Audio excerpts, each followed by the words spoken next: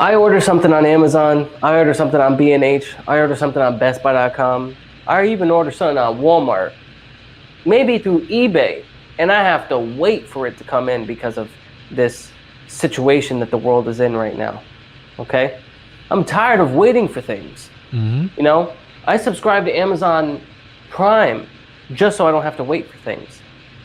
And now they're telling me I have to wait for the next Chris Nolan movie. I thought Chris Nolan movies were like niche things, like that film buffs and aficionados like us appreciated at our own leisure. Yep. And when they came out, and we were the first guys in line, and we were privy to that sort of thing, and we were able to just go, and we were never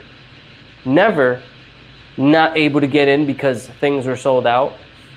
Because we are just, damn, I sound like an elitist. I hate to say it, but yeah, we just like this sort of content, all right? This sort of film. We love these sorts of films by Chris Nolan, and you're telling me now I have to wait You're for gonna have to Tenet? wait. We're gonna have to wait for Tenet Come due on. due to the events of COVID-19. Warner Brothers has removed Tenet from its release calendar, delivering a big blow on the exhibition industry at a time when movie theaters had hoped to peg their reopening to the late summer debut of Christopher Nolan's sci-fi thriller. Now, originally, Tenet was supposed to come out July 17th, which is kind of like a date that Christopher Nolan typically likes to release his movies. Yep. July 20th, Dark Knight Rises. And then it was pushed back to the 31st. And then I think one of the big things was, how could these studios let somebody like Christopher Nolan dictate when his movie could be released? So like he wanted to keep it on the 17th, but then it was pushed back to the 31st, and then it was pushed back to August 12th, which doesn't sound like a Christopher Nolan kind of move. I'm sure it's a studio kind of move. But now it seems like it's kind of put off almost indefinitely. It says, we will share a new 2020 release date imminently for a Tenet, Christopher Nolan's wholly original and mind-blowing feature, said Warner Brothers chairman Toby Emmerich in a statement.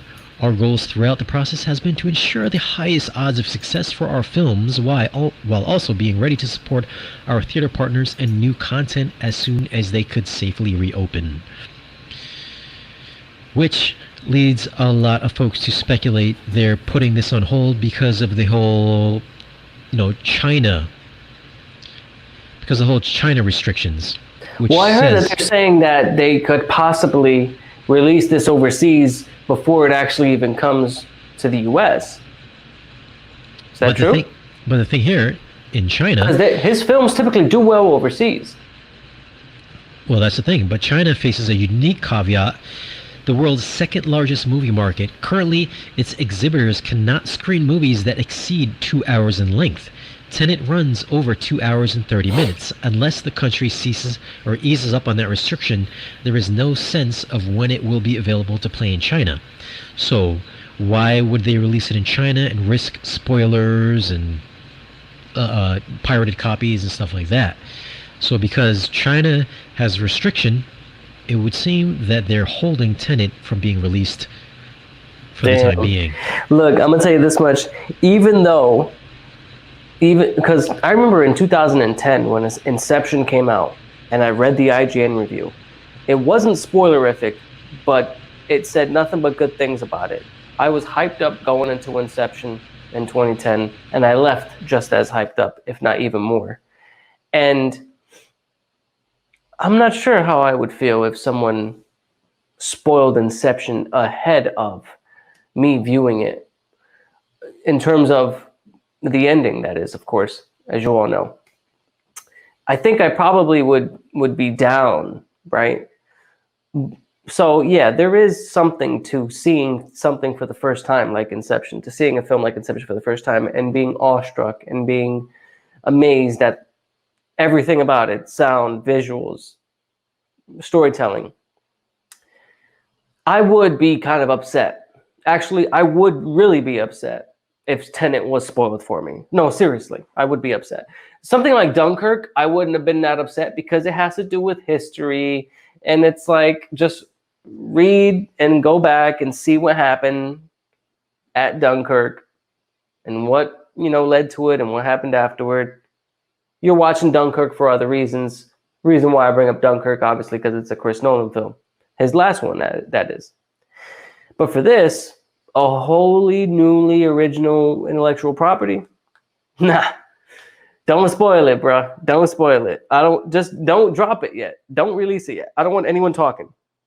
And Warner Brothers, please secure your servers. Please. I don't want anyone leaking this one. Yeah, I want to experience it for the first time in theaters the same way I experienced Inception in 2010. And the same way I experienced Dark Knight in 2008. And that's the extent of my Chris Nolan in theater experiences, because I didn't catch on to his films until Batman Begins. And by then it was too late. It was out of theaters and I caught it on Blu-ray. Yeah, I don't think there's going to be a chance that they release this on digital, like 0% chance. Because I don't know how many people are going to buy this on digital. Oh, and man. This is the kind of film that Chris Nolan is all about, the big screen experience. Yep, film always. Experience. That's why the big IMAX push even happened, because of Chris Nolan. He's all about the in-theater big screen experience. Even in quotes, reviews, magazine articles, publications, everything, he's all about saying things like, and I'm paraphrasing, so forgive me, Chris Nolan, because you're one of my favorite, if not my favorite director. He's all about saying things like, there's something about going to the theater, being in a pitch black room with people that you don't know, watching a massive screen in front of you that's about 60 feet tall, blah, blah, blah, right? With amazing sound that's enveloping you and it's atmospheric, so on and so forth. That's his shtick. He is trying to bring, or he has been, and I think he succeeded with his past couple of films, because I saw people going, demographics, I'm not going to say which ones. All right, I'll say which ones, just so I don't sound crazy. But I saw teenage girls going to see Dunkirk, probably because that artist was in it. I forgot his name, Harry Styles. Harry Styles, yeah. Going to Dunkirk. And not only because of him, but them, I'm pretty sure those demographics were leaving impressed by the big visuals, right? The big sound. That movie was loud. Dunkirk was loud. So Chris Nolan is all about big sound, big picture, bringing it back to that first time you saw a movie in the theaters where you were blown away. And now it kind of is just commonplace for a lot of people. He's all about bringing that experience back. So I definitely don't see this pulling an Invisible Man and releasing on digital. Yeah, so the question is, do you think Tenet should be released on 4K Blu-rays if theaters stay closed? They're absolutely not going to do that. Yeah, because of everything I just said. Plus, the studios can do anything they want. Chris Nolan has sway at WB. Look at what happened with The Dark Knight Rises. Well, hold on a second. I think that's actually the opposite. Well, The Dark Knight Rises is hopefully his story and his brother, Jonah, as he calls him. That's their story. If Warner Brothers had their say, I think the movie would have been a little bit different.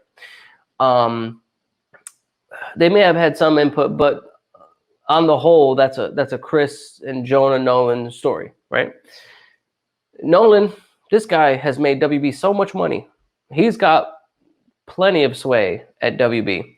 If he says don't do it digitally, don't do an Invisible Man, then that's what's going to happen. We're going to have to wait till next year. And I don't want to wait. But also, I don't want to watch it at home.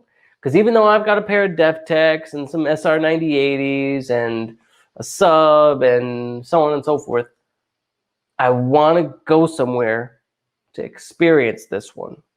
I really do. And listen, you got to take into consideration that this movie cost something over $200 million. There's 0% chance that they make their money back releasing it on digital. It's just not going to happen. I mean, they've got to pay back their investors who loaned Warner Brothers movies to help to produce and fund this movie. Just 0% chance that it comes out on digital. I don't think it's going to happen. A little different when we get a Netflix $200 million movie starring Ryan Reynolds and who's the other handsome guy? Gosling. Have you heard about that movie? There's a $200 million. Beyond the Pines too. I don't know what it's called, but it's some kind of Might as good well cop, be bad Place cop Beyond movie. the Pines too.